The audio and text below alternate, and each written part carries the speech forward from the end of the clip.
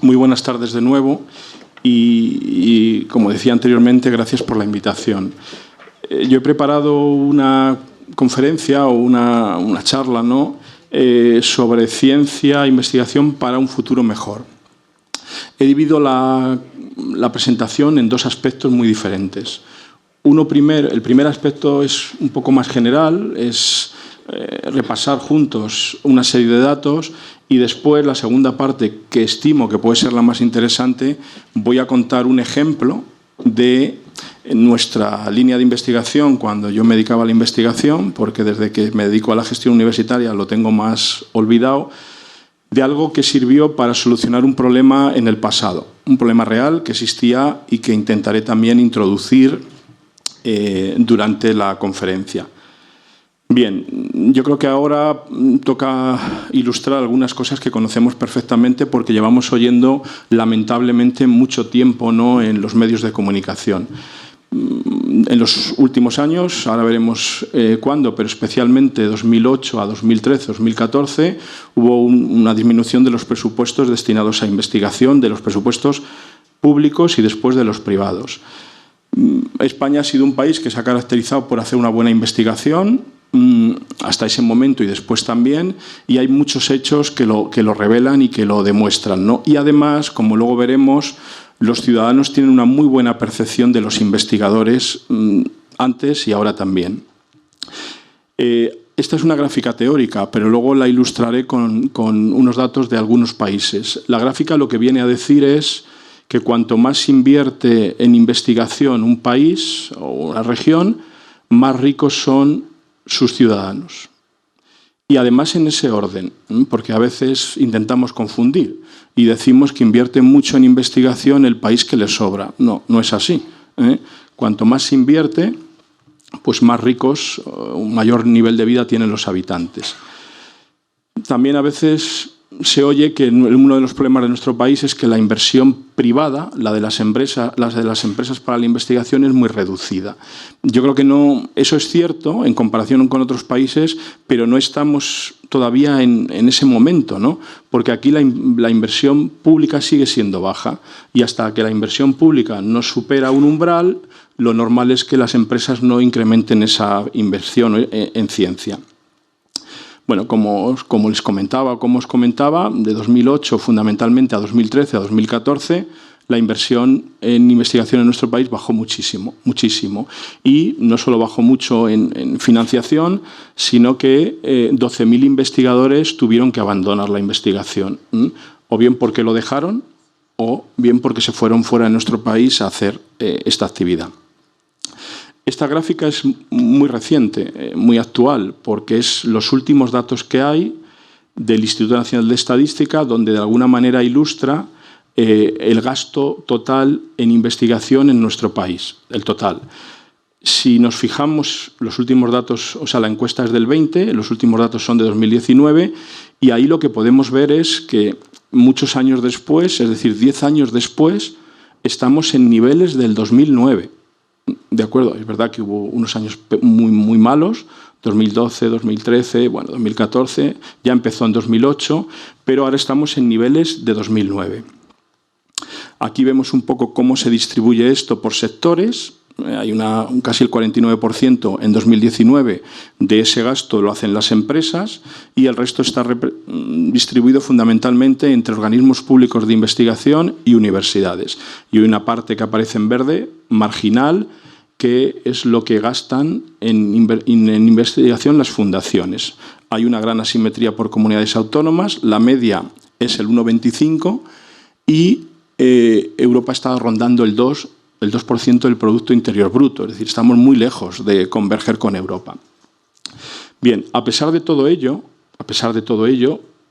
las universidades, el sistema de ciencia español en general, pero las universidades en particular, a pesar de esa disminución de financiación, seguimos haciendo nuestro trabajo, dirigiendo tesis doctorales, financiándonos con proyectos de investigación, aunque en una mucha menor cuantía, porque las convocatorias eran menores, y publicando artículos de diversa naturaleza, incluso incrementando el porcentaje de artículos a pesar de esa bajada de financiación.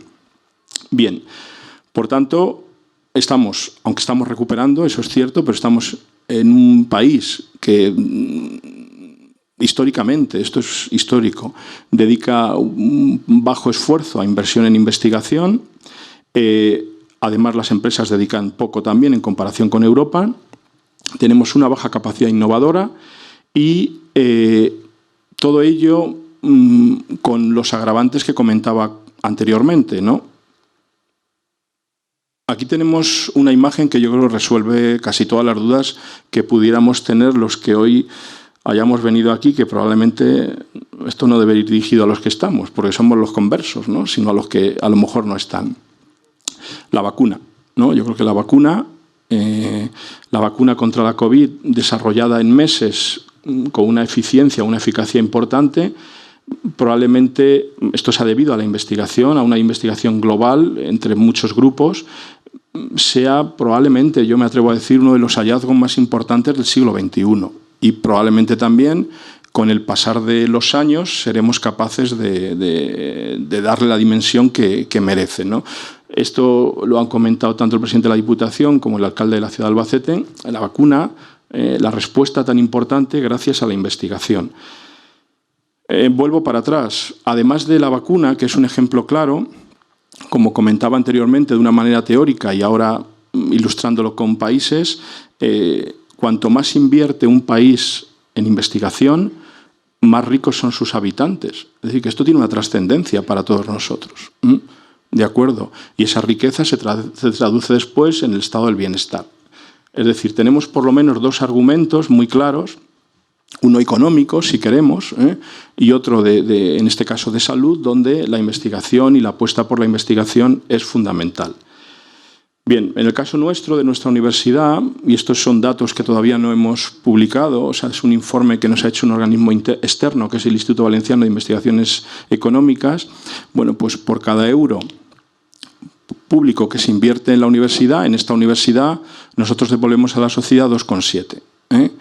Y si no hubiera existido la universidad, como veis o como ven ahí, la renta per cápita de la región sería de 1.243 euros inferior a la actual. Este estudio lo presentaremos en breve.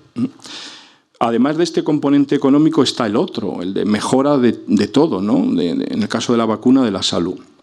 Bueno, otra queja, una reivindicación en este caso de la presidenta del Consejo Superior de Investigaciones Científicas, que es el mayor organismo investigador que hay en este país. Bueno, pues de alguna manera denuncia la dificultad que tienen los investigadores y las investigadoras en este país para encontrar financiación, ¿no?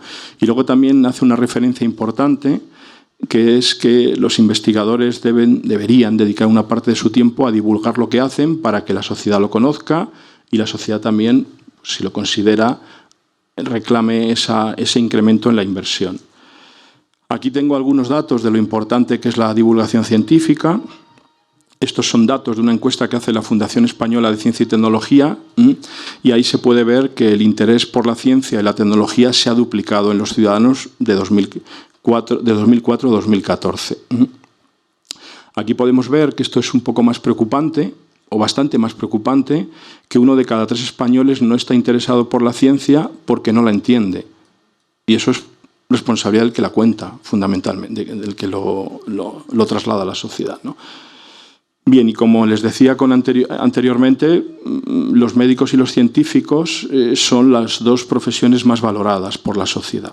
¿De acuerdo? Esto es también algo importante y, por tanto, es importante dar a conocer a la sociedad los resultados de la investigación de una manera rigurosa pero entendible. Y por eso también creo que este ciclo de conferencias pues es muy importante para todo eso. Nuestra universidad, voy a hablar un poco de nuestra universidad, que yo creo que es bastante conocida, ¿no? por todos y todas las que estáis aquí, pero a veces no es tanto, ¿no? O con eso me he encontrado yo, que no es tanto como yo pensaba. Bueno, como perfectamente conocéis, tenemos sede en las 4 ciudades, o sea, Cuenca, Toledo, Ciudad Real y Albacete. Tenemos campus en las 4 ciudades y además tenemos sede universitaria en Talavera y en Almadén. El curso pasado, entre todas las titulaciones de grado, máster y doctorado, tuvimos 28.000 estudiantes. De acuerdo, es una cifra importante. Bueno, pues somos 1.600 profesores a tiempo completo. La universidad tiene 280 grupos de investigación y 37 institutos de investigación. Y además, 7 unidades mixtas de investigación con ese que es el mayor organismo de investigación que hay en el país, que es el Consejo Superior de Investigaciones Científicas. Nuestra universidad, pues con esas dimensiones, forma doctores, depende del año, pero en torno a 130, 150, y también tenemos una plantilla, además de los profesores, de investigadores. De investigadores que se dedican fundamentalmente a la actividad investigadora en sus diferentes fases de la carrera académica, desde personal en formación hasta investigadores más senior. Estos son datos no muy actualizados de 2018, pero en cualquier caso ahí se ve lo que la universidad ingresa por investigación en distintas convocatorias de proyectos competitivos a nivel regional, nacional, europeo o también los contratos con las empresas. Estamos al año en unos 20-25 millones de euros de ingreso por actividad de investigación. Una parte importante de esos ingresos va a contratar personas, es decir, además de desarrollar los proyectos, se genera empleo de calidad en nuestros campus o sedes universitarias. Tenemos una colaboración internacional importante y ahí vemos cómo evolucionan las publicaciones. Somos campus de excelencia internacional en energía y medio ambiente. Esto ya es definitivo desde hace mucho tiempo. Y en todo lo que es el sistema universitario español, o sea, en España, las universidades públicas representamos el 70% aproximadamente de la actividad investigadora, usando el parámetro que se quiera, ¿no? Aquí estamos muy por encima de eso. O sea, la Universidad de Castilla-La Mancha depende de las áreas, pero de media, y usando también distintos parámetros, representa el 90% de la producción científica de la región. En cuanto a financiación es mucho más. Esto no es un buen dato, ¿eh? Yo soy el rector de la universidad y me siento muy orgulloso. Pero esto, de alguna manera, en comparación con otras comunidades autónomas, lo que refleja es la debilidad, entre comillas, de nuestro sistema de ciencia, porque el 90%, o incluso en algunos parámetros el 96%, recae sobre una institución, en este caso la universidad. Como les comentaba anteriormente, es muy importante dar a conocer a la sociedad lo que hacemos. Esto es fundamental, esto es vital, porque si no la sociedad no entiende, porque no lo contamos o porque no lo explicamos, lo importante que es la investigación para la región o para el país, y también, bueno, con esta información puede decidir qué hace, ¿no? Tenemos desde hace mucho tiempo un programa de radio en Castilla-La Mancha Media, creo que hemos empezado la 4ª temporada y ahí, de alguna manera, pues lo que se hace es, lo que persigue es dar a conocer la investigación que hacemos en todas las disciplinas, no solo en ciencias de la salud, en todas. El programa de radio ahora es los martes a las 8 de la tarde en Castilla-La Mancha Media. Y luego, bueno, pues hay un poco a lo que se dedica el programa, ¿no? Habla de la actividad que hacen los investigadores y a veces también el programa trae investigadores de fuera, no solo de la región o no solo de la universidad. Hemos participado en los campus científicos de verano, traemos, pues en este caso en colaboración con el Ayuntamiento y con el Ministerio de Universidades, a estudiantes de bachillerato a nuestros laboratorios para que vean lo que hacen nuestros grupos de investigación. Y luego tenemos un programa que es los doctores recientes cuentan la tesis en 3 minutos, solo en 3 minutos, y en un lenguaje pues, riguroso pero entendible. Esta es una parte importante, la de la divulgación científica. Bien, esta es un poco la parte general. La parte general que resumo, a lo mejor lo he hecho muy rápido, pero 2 ideas que yo creo que todos al entrar aquí, los que hemos venido, lo conocíamos, ¿no? La importancia de invertir en investigación, además es una responsabilidad de los poderes públicos, no conviene aquí enredar, podemos enredar todo lo que queramos, pero la investigación, la financiación pública es importante y luego va a apalancar financiación privada. Otra cosa importante que creo que conviene destacar es que solo hay un tipo de investigación, la buena, y la buena puede ser básica o aplicada. Es decir, básica y luego, con el pasar del tiempo, puede tener una aplicación. Estoy seguro que hay resultados de investigación básica que en sus orígenes nadie pensó que podían tener una trascendencia. Cuanto más se invierte en investigación, evidentemente mejor es el nivel económico de la población y también tiene otras ventajas y yo creo que ahí está el ejemplo de la vacuna.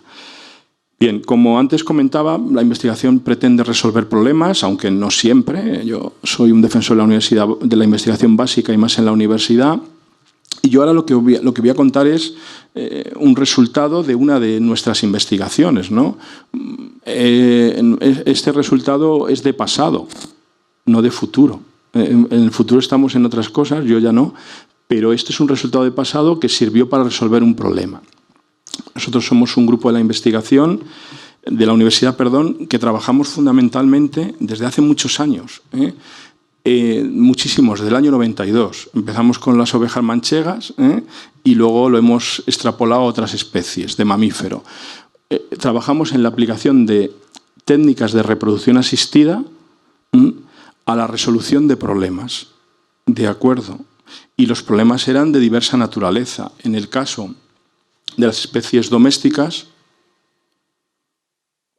el principal objetivo era, por medio de estas técnicas, mejorar la producción. Técnicas de reproducción asistida son, por ejemplo, la inseminación artificial, la transferencia de embriones o la fecundación in vitro, por decir algunas, aunque hay más. Entonces, por medio de estas técnicas, en ovino manchego, lo que hemos ido haciendo es a mejorar la producción de leche de las ovejas. Esta es una opción. En especies silvestres, sobre todo en especies silvestres en peligro de extinción o extintas en la naturaleza, estas técnicas pueden ser útiles para ayudar a su conservación. Porque las técnicas por sí pueden suplantar la reproducción natural. Uno puede diferenciar en el tiempo el nacimiento de un individuo, incluso no estando en ese momento ni el macho ni la hembra, ¿de acuerdo?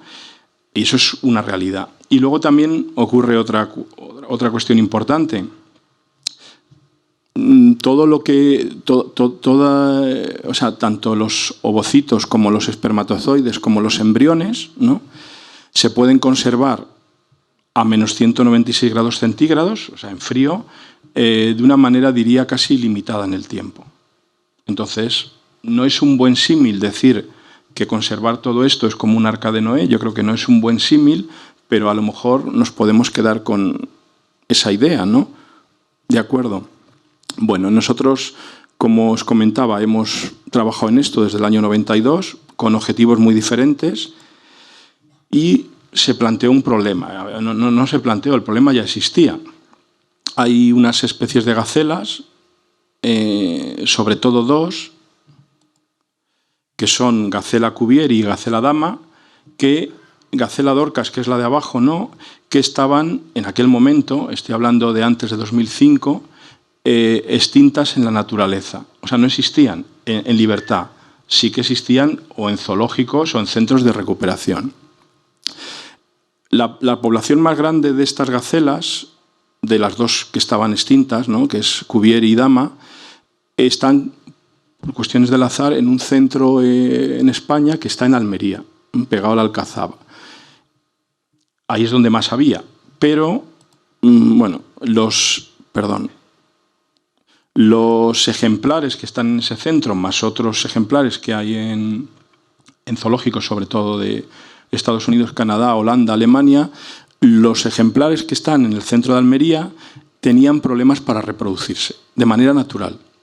¿De acuerdo? Y esto es porque estaban muy emparentados. ¿De acuerdo? Estaban muy emparentados porque en Gacela dama, si no recuerdo mal, todo lo que hay en el centro procede de 4 ejemplares. Entonces hay un problema de consanguinidad y se reproducen mal, a veces porque hay mortalidad embrionaria o porque no hay fecundación. Bueno, para esto hay una posible solución, todo esto ordenado, con apareamientos dirigidos del que controla el libro genealógico de cada especie. Una opción es traer individuos de fuera, pero eso tiene mucho riesgo. O sea, traer, por ejemplo, machos de Holanda o de Canadá para, como probablemente son de otra línea, intentar romper ese problema de consanguinidad. Bueno, esto tenía muchas dificultades y entonces lo que se nos propuso es poner en marcha un programa de inseminación artificial. Es decir, extraer el semen en un lugar, a veces muy alejado de donde están las hembras, y bueno, pues ver si aquello daba lugar a nuevos individuos, de acuerdo con este primer objetivo, luego tiene otros, de disminuir la endogamia y que se empiecen a parear entre ellos. No solo a parear, sino a dar resultados. No sé si lo estoy explicando bien. Si no, me podéis preguntar. Bueno, entonces, en aquel año pusimos en marcha un programa de inseminación artificial completo en esta especie, en Gacela dama, con todas las fases que lleva un programa de inseminación artificial.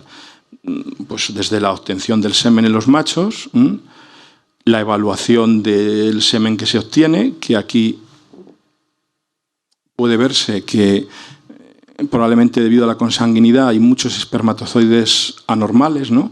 Algunos tienen 2 cabezas, esto es insólito, y no fecundan. Bueno, pues primer paso, obtención del semen. Segundo paso, evaluación de ese semen en el laboratorio para que las muestras que considerábamos no adecuadas, no emplearlas. El tercer paso, esto lo voy a contar yo aquí y nos habrá llevado 7 años, Lo digo de verdad, porque no es tan fácil como lo estoy contando.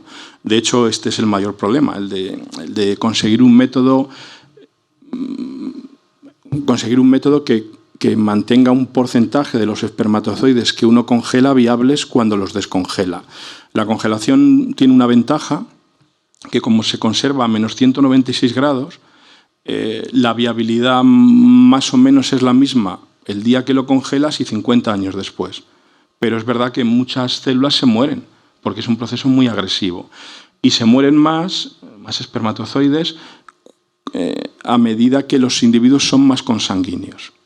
Tuvimos que poner un proceso en marcha que nos llevó mucho tiempo para conservar esas dosis a menos 196 grados centígrados.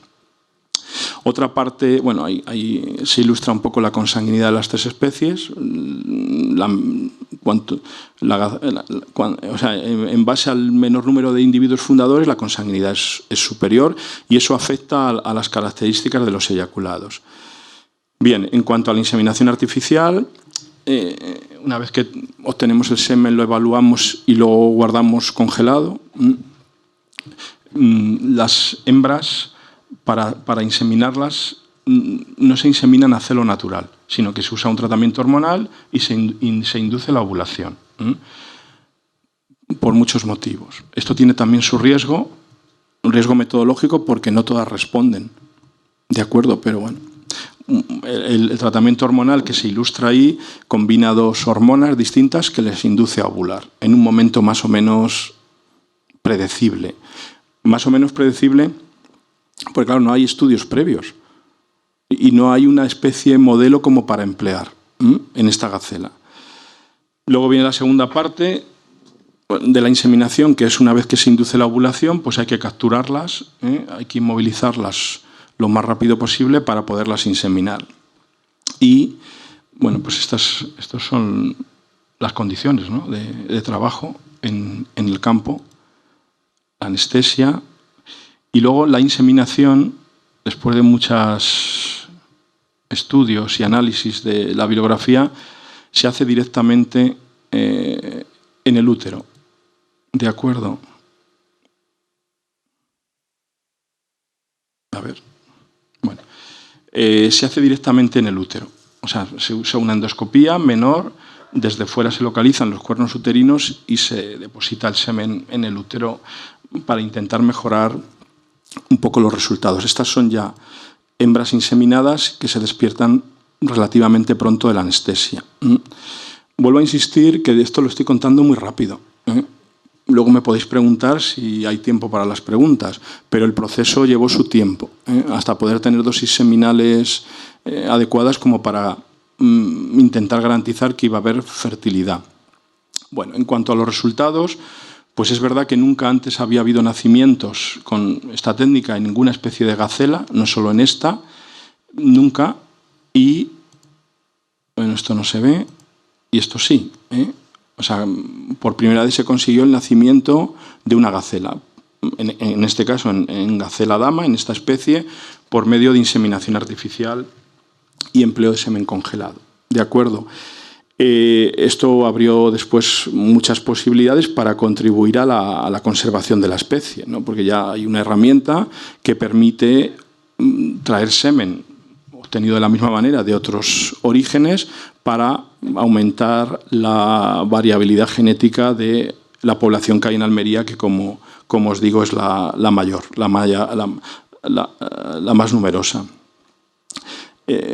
Bueno, esta es la primera que nació, la cría es totalmente normal y a esa edad no, pero cuando fue mayor fue fértil, o sea que el macho es un macho, era un macho.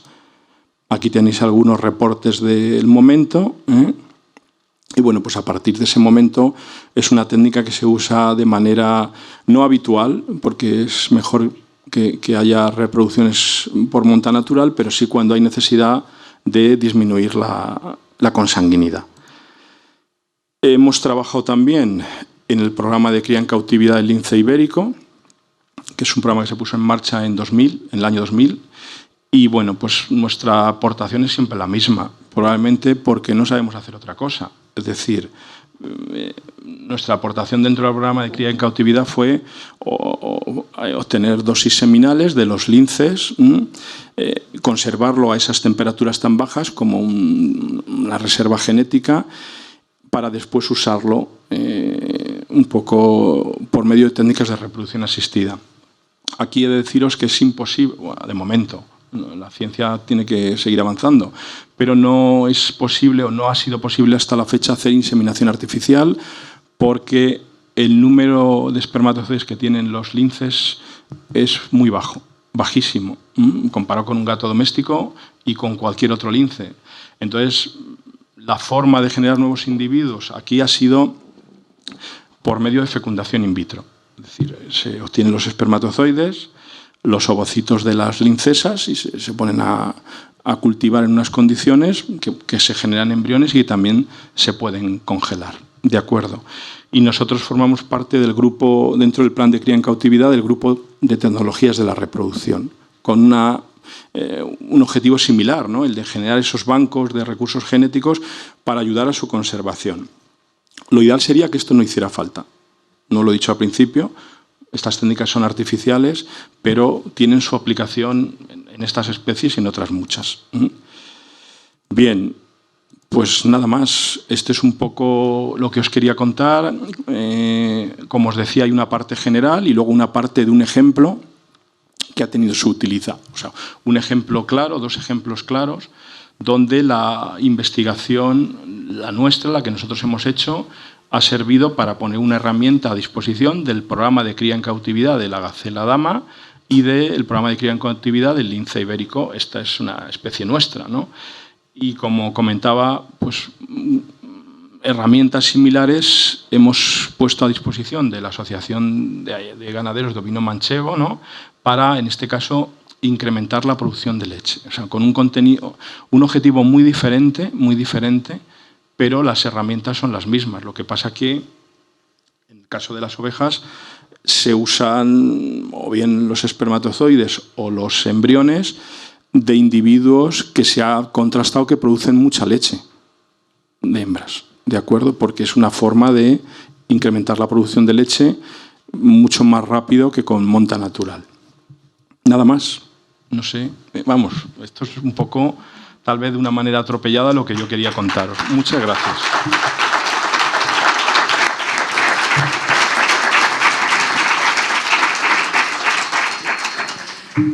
Rector, ¿le parece si abrimos un pequeño turno de preguntas y respuestas? Bueno, quien quiera formular alguna pregunta puede levantar la mano y me dirijo hacia hacia la persona que quiera preguntar. No. Aquí, muy bien. Julio. ¿Cómo lo hacemos? ¿Sí? Venga. Rector, te agradezco profundamente esta presencia tuya como tal. Lo que tú planteabas, que es muy oportuno, y gracias por tu conferencia, que hasta la hemos entendido, esto quiere decir que lo has expresado perfectamente bien, para los profanos, más o menos unos y otros. Decías bien que la investigación en general, y en particular la vuestra en la universidad, tiene una aplicación práctica real, que es al bienestar social. No son elementos de libro, de biblioteca, de laboratorio, lo es, pero para aplicarla directamente al bienestar de la sociedad. Y ahí viene mi pequeña pregunta de reflexión más que otra cosa, que es, vuestra investigación, trascendente, importante, ¿habéis encontrado? Seguro que sí, pero quiero que me lo digas. ¿Aplicación en la biología, en la medicina de la reproducción humana? Porque esto abre el camino a unos aspectos en lo que hoy es una punta de lanza, la reproducción humana. O los humanos o nos reproducimos o desapareceremos, bien seguro. Con lo cual, aplicación de la investigación básica en la universidad al bienestar de la sociedad, y en este caso concreto, a la medicina de la reproducción. Rector, muchas gracias. Muy bien, muchísimas gracias, Julio. A ver, nosotros, en el grupo nuestro en concreto, ¿no? Bueno, ahora es un grupo más amplio, pero en esencia es el grupo de biología de la reproducción. Hemos trabajado durante mucho tiempo en todas estas tecnologías y en alguna otra, y es verdad que en alguna ocasión hemos trabajado en humana, claramente, ¿no? Claro, hemos trabajado en humana porque nosotros lo que nosotros hacemos en animales, ¿no? Va por delante en algunas cosas de lo que se hace en humana. Hemos trabajado con varias clínicas de reproducción asistida de Madrid, de Alicante y de Valencia, y de hecho con un grupo de estos de Alicante seguimos teniendo vinculación. Lo único que ocurre es que hay unos componentes éticos y legales muy diferentes, como debe ser. Y ahí es donde nos hemos quedado. Fundamentalmente, en humano hemos trabajado en algo que es, bueno, que también pasa en ganadería, ¿no? Pero que siempre es como una de las grandes dudas por resolver. Y sigue siendo que es intentar predecir en el laboratorio la fertilidad de una dosis o de un eyaculado cuando se va a emplear por medio de alguna de estas técnicas. Eso es importante, sobre todo cuando la evaluación inicial no aporta unos datos tajantes de esterilidad absoluta. Luego hay un rango que es difícil de valorar. Y en eso es en lo que más hemos trabajado. Y ahí lo que hemos visto, tanto en animales como en la especie humana, en animales fundamentalmente en ungulados, pero sí, en rumiantes, que hay una relación clara, muy clara, o sea, positiva, una correlación entre velocidad de los espermatozoides y fertilidad. Velocidad medida con un equipo informático, o sea, se puede precisar mucho. Y eso es una de las cuestiones que en las que hemos colaborado con alguna clínica de reproducción asistida.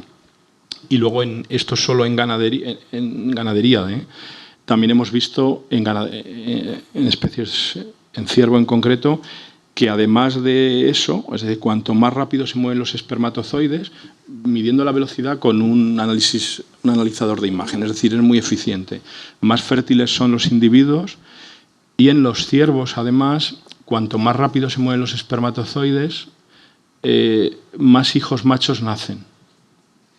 Y no sé si en humano. No me lo preguntes porque no lo sé ni lo quiero saber. No lo sé de verdad. No lo sé de verdad. También es muy difícil saberlo, por otros motivos.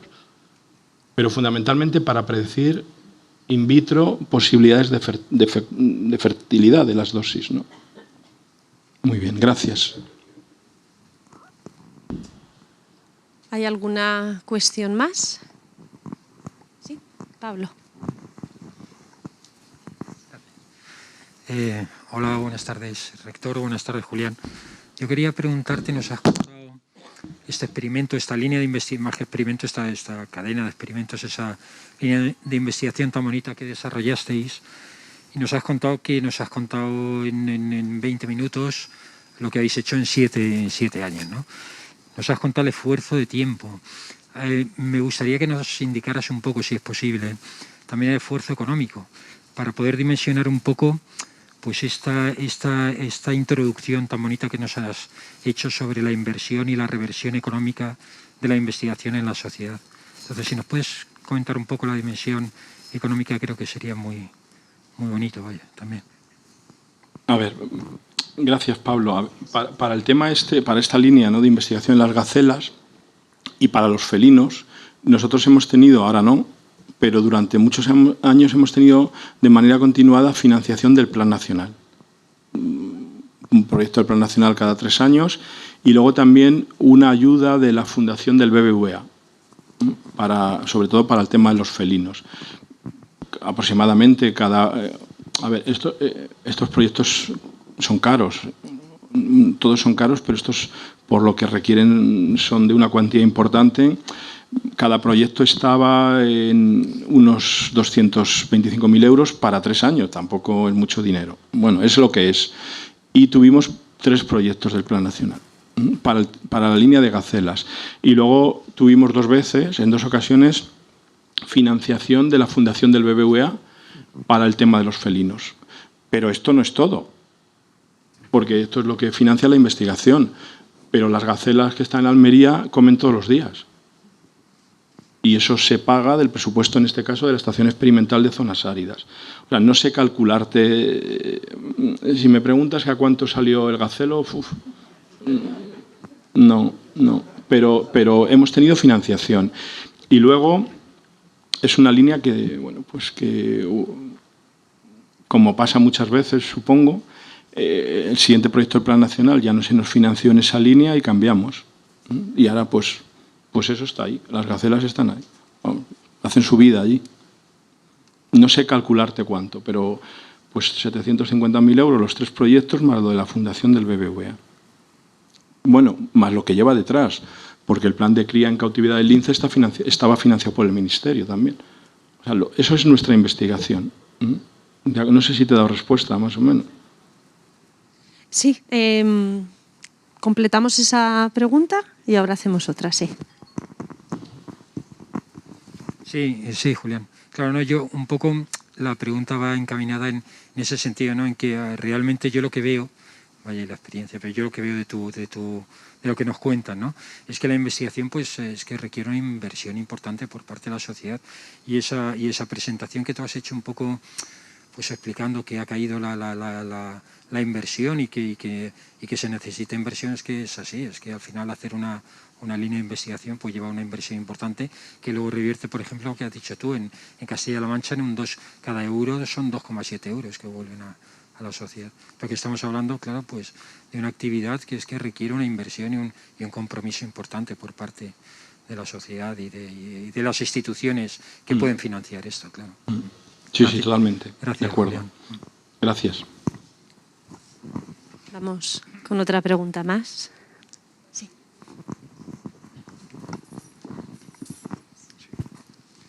Hola, buenas tardes. Muchas gracias, Julián, por tu magnífica charla, pero, a ver, quería aprovechar la oportunidad. Ya sé que a ti no te tengo que convencer, pero creo que puede haber gente en el auditorio que a lo mejor se olvide de que cuando se investiga, no solamente se investiga en el ámbito de las ciencias puras, y que también hay investigación en el ámbito de las humanidades. Bueno, sabes que soy historiador y quería romper una lanza en favor de también la inversión en investigación en nuestros campos, ¿no? Desgraciadamente, el dinero que se invierte en este país en investigación en general, como bien has puesto de manifiesto, es escaso, muy por debajo de la media europea y de la que realmente necesitaríamos, porque somos un país que está muy necesitado de investigar, porque no tenemos tradición investigadora. Esto es una evidencia, pero en el ámbito de las humanidades pues hay una desproporción terrible, ¿no? Entonces, simplemente quería aprovechar para reivindicar esto, porque creo que hay cosas que, igual que tú has demostrado que tienen una aplicabilidad evidente, ¿no?, en la vida social y nos hacen mejores, también en el ámbito de las letras o de las humanidades, de las ciencias sociales, esto es así, es una evidencia, ¿no? Incluso cuando has hablado al principio de lo que recuperamos de lo que se invierte, podría decir que tal vez, aunque esto es muy difícil de medir, en nuestros campos a lo mejor recuperamos más a medio y largo plazo de lo que se invierte en otros campos. Simplemente, muchas gracias. Gracias, totalmente de acuerdo. O sea, yo he hecho un planteamiento general y luego esperamos, he puesto un ejemplo de algo que hicimos nosotros, también porque lo conozco mejor, no sé si he acertado o no, pero totalmente de acuerdo en lo que dices. Además, como bien dices, lo conocemos. Gracias, Manuel. Muchas gracias. Vamos con otra cuestión más. Jorge. Hola, rector. Muchas gracias por su interesante... ¿Se oye bien? Sí, sí.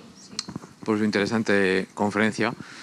Y yo quería preguntar sobre el aspecto, digamos, primero, de lo que he hablado al principio. A ver, yo llevo interesado en la investigación desde que tenía 13 años, casi cuando gestionaban esto mis abuelos. Y ahora ya estoy en la época de mi vida en que pronto van a ser mis nietos los que van a gestionar bueno, pues cómo va el país. Ha pasado casi toda una vida y el análisis sigue siendo el mismo. Es decir, se invierte poco en investigación, los países más ricos son los que más invierten, pero España, por mucho que lo hayamos intentado explicar, y ya digo, durante muchos años, esto sigue sin cuajar. Y a mí lo que me gustaría saber es, pues, tu opinión sobre cuál es el diagnóstico de esto. ¿Por qué nos está pasando esto en este país? ¿Alguna idea? Muchas gracias. Gracias, Jorge. A ver, yo el diagnóstico, te tengo que decir la verdad, os tengo que decir la verdad, no lo tengo hecho. Y esto es triste porque ha habido una época que pensé que lo tenía hecho. Una época de mi vida. Ahora me cuesta más, ¿no?, darte una respuesta contundente. Lo que sí es cierto es que es como dices, o es como hemos dicho, que ha habido momentos muy complicados y además que de donde primero se retira es de ahí. Cada vez que hay un sustito, ¿no?, un sustito económico, donde primero se retira es de ahí. Durante un tiempo pensé que a lo mejor por ahí va, bueno, que realmente una parte de responsabilidad puede ser nuestra por no contarlo bien. Y entonces la sociedad no sale a pedirlo. Es lo único que queda por explorar. Y a lo mejor lo contamos muy bien, pero tarde. Tarde quiero decir, a lo mejor habría que empezar a contarlo en las guarderías. O a lo mejor antes que en las guarderías, es decir, a los chicos y chicas que estudian magisterio. Porque eso es contarlo antes que en las guarderías, ¿no? Así nuestros futuros profesores y profesoras salen con eso claro, pues creo que tenemos mucho ganado. Esa es un poco la explicación, porque al final, los gobiernos hacen lo que la sociedad le demanda en parte, solo en parte. Y bueno, pues, ¿cuántas manifestaciones ha habido por esto en nuestro país? ¿Cuántas? Y además, es que todo nos vale, y yo me incluyo, ¿no? Todo, o sea, en 2019 hubo un Real Decreto, no sé si recordáis, en 2019 el Gobierno aprueba un Real Decreto sobre medidas urgentes para luchar contra esto en la ciencia. La prensa del día siguiente parecía que íbamos a experimentar la metamorfosis de la ciencia española. No ha cambiado nada. Nada. En 2019. Ese Real Decreto no incrementaba la financiación, pero sí se suponía que solucionaba otro problema, que es el de la burocracia, que a veces es peor o igual. Porque hay gente poca que no le da tiempo a gastarse el dinero porque las normas son tan complejas. Bueno, pues ese Real Decreto no cambió nada. Es de 2019, se titula de medidas urgentes y por lo menos a las universidades no nos supuso nada. Entonces, creo que esa es una línea y el resto no tengo más. O sea, en el diagnóstico solo te digo que a lo mejor como idea que hay que contarlo más y mejor y antes para que sea la sociedad la que en algún momento lo reclame, y empezando a contarlo por edades tempranas. Porque, por ejemplo, no sé si habéis oído que los próximos presupuestos del Estado incrementan mucho la partida destinada a investigación, los que están ahora en tramitación, ¿no? Eso depende cómo lo quieras contar. Porque es verdad relativa, porque ahí se suman todos los fondos estos europeos que vienen para la reconstrucción. Pero eso no es una subida estructural. Cuando acaben esos fondos volvemos a los valores probablemente que tenemos este año o el anterior. Entonces, no te sé, o sea, no, lo siento. Y también te digo que a veces eso me desanima, ¿no? Y es lo que hay. Esto es muy antiguo en nuestro país. Si tenéis alguna idea, que seguro que la tenéis, y además es perverso. Porque, como decía antes, no sé si lo llego a decir, el 70% de la actividad investigadora que se realiza en España lo hacemos las universidades públicas, ¿eh? El 70%. Este organismo del que yo he hablado, que me parece un buen organismo, y además yo soy mucho de sumar, el Consejo Superior de Investigaciones Científicas es el mayor agente como institución, pero entre todas las universidades públicas hacemos más del 70% de la investigación que hacemos en este país. Y, a pesar de ello, nuestra tasa de éxito de las universidades públicas en las convocatorias del Plan Nacional ha bajado en los últimos 10 años un 10%. Y los otros, que hay investigadores muy buenos, pero no dan clase. O sea, que si no investigan, no sé qué harán. Lo digo así de duro, ¿no? Pero es que es verdad. Y algunos no tienen proyecto. Entonces, el sistema nos está condenando. Y, bueno, y lo sabéis perfectamente, estos años malos, el daño que le hace a un grupo es terrible. Además, luego, la recuperación no está relacionada con los años que has estado sin financiación, ¿no? Yo me inclino un poco por intentar trasladar esto a la sociedad, lo importante de la investigación, a edades más tempranas. A ver si por ahí, pues, cuando esta gente, estos chicos y chicas tan jóvenes lleguen a otra edad, pues de alguna manera lo tienen interiorizado, ¿no? Porque después lo veo hasta...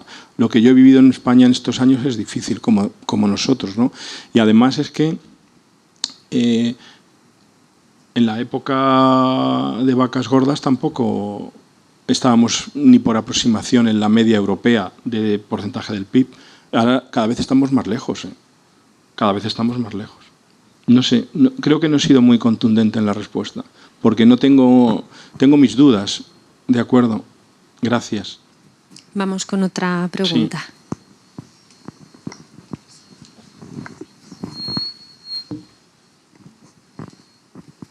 Muchas gracias, Julián. Y la verdad es que lo que me gustaría un poco que nos aclararas, ¿qué dotación tenéis en la investigación en toda la universidad? Y luego lo que veo yo es que cada profesor o cada grupo hace su investigación por su cuenta, y si no hay, por ejemplo, hay aquí 2 facultades de medicina, el que sí hay conexión por crear un grupo o un equipo solamente de investigadores, porque también tienes que ser burócrata, tienes que ser educador y no sé cuánto te queda tiempo para investigar.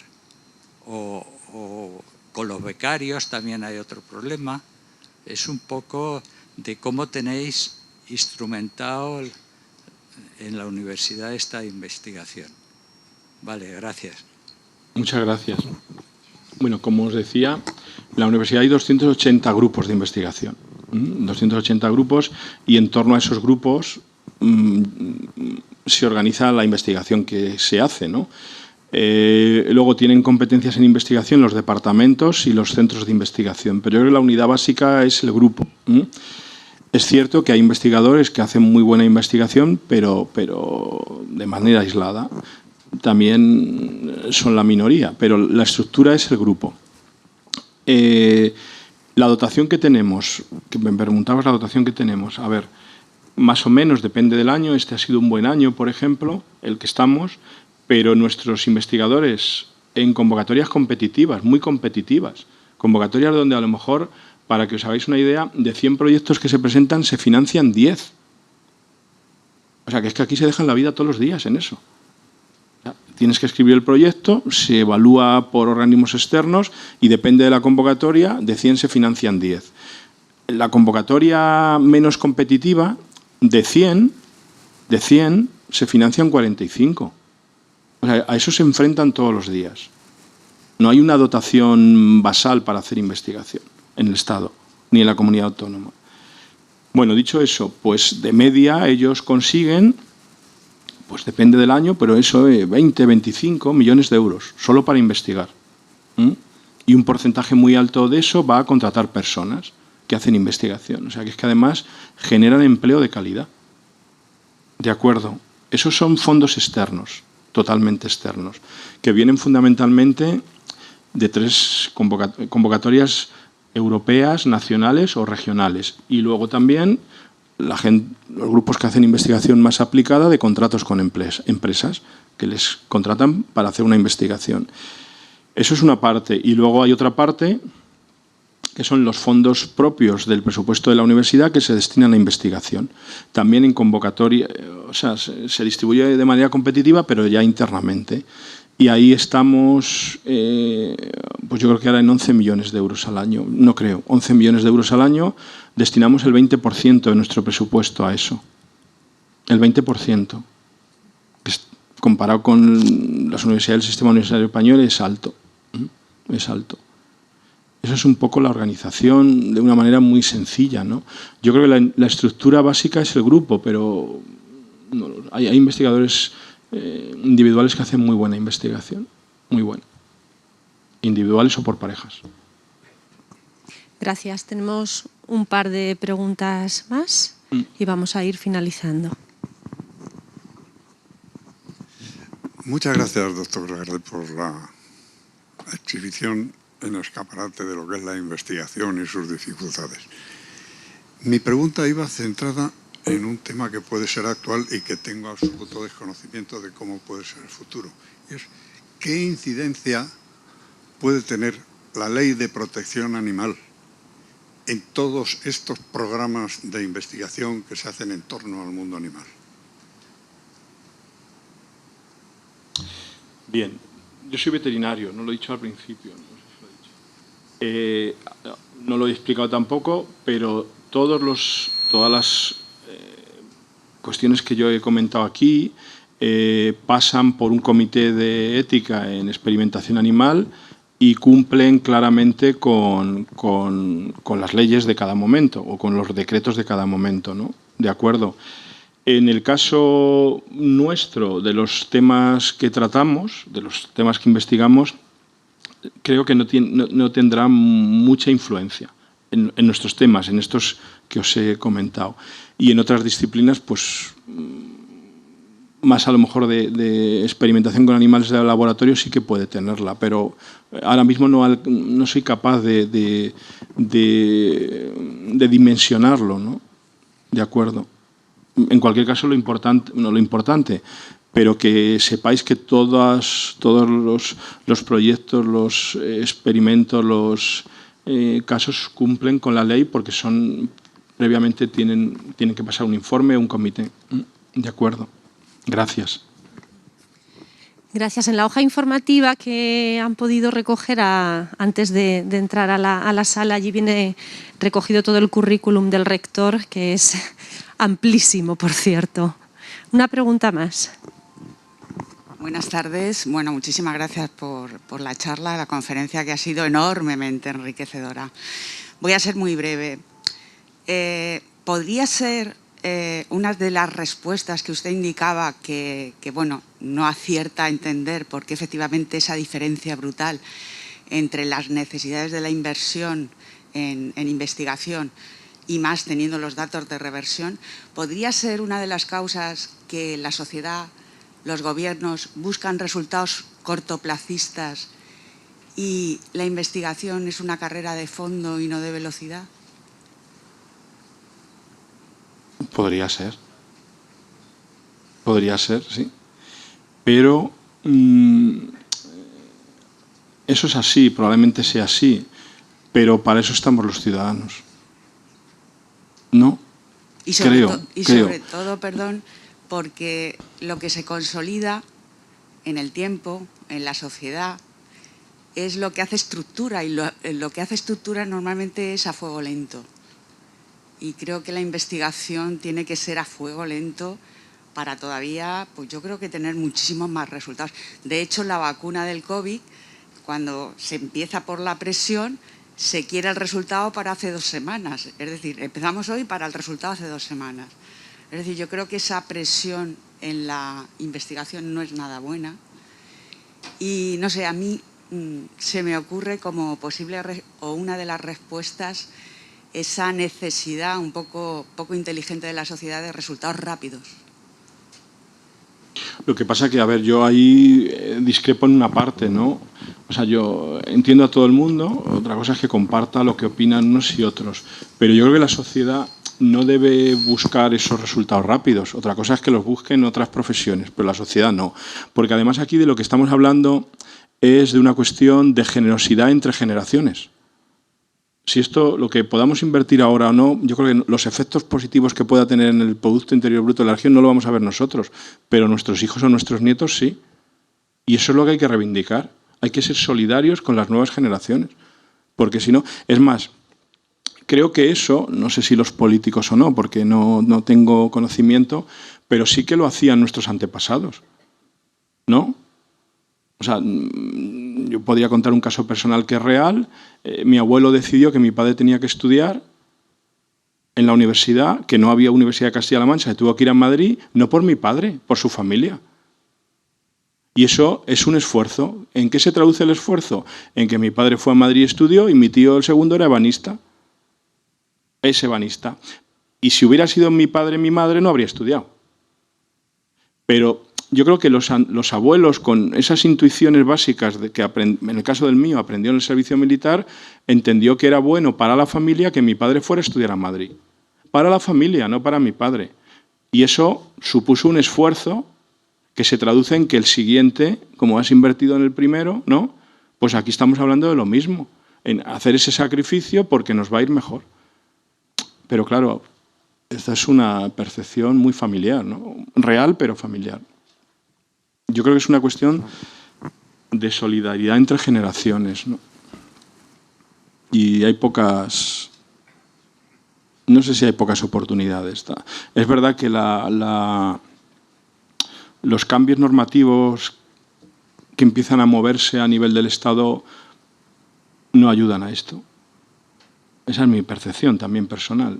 No ayudan. O sea, la modificación de la ley de la ciencia o la nueva ley de universidades, yo no creo que ayuden a resolver de esto que estamos hablando hoy aquí. Por ejemplo, una nueva ley de universidades, que sabéis que está en anteproyecto de ley, hablo de más, bueno, pero lo voy a contar. Una nueva ley de universidades que, si tú te lees el preámbulo, la compras al minuto, pero luego te lees el articulado y no da respuesta al preámbulo. Pero también es verdad que la ley de universidades se va a aprobar probablemente en un año, que el presupuesto del Ministerio de Universidades del año que viene va a ser inferior al de este. Eso es difícil de entender, ¿no? Pero bueno, no pasa, vamos, que hay que tirar para adelante, ¿eh? Y hay que ser constructivo. Bueno. Muchísimas gracias. Gracias, ha sido un auténtico lujo escucharle. Y gracias a todos ustedes también porque han formulado unas preguntas muy interesantes. Vamos a pedir ahora a nuestra presidenta, a Carmen Rosa, que suba de nuevo y vamos a pedir también al rector. ¿Se pueden colocar delante, Paco? Mucho mejor, ¿verdad? Sí. Porque desde la asociación quieren tener un gesto. Carmen, sí, ¿os ponéis delante? Sí. Quieren tener un gesto de reconocimiento y de agradecimiento hacia el rector. Muchísimas gracias.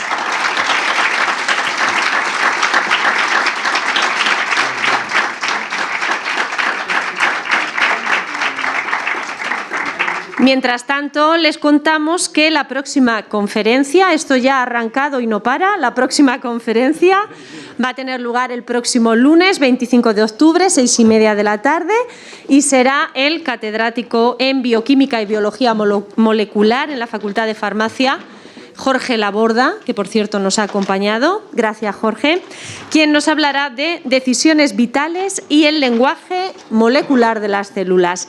Así que muchísimas gracias a todos y les esperamos. Que pasen una buena semana.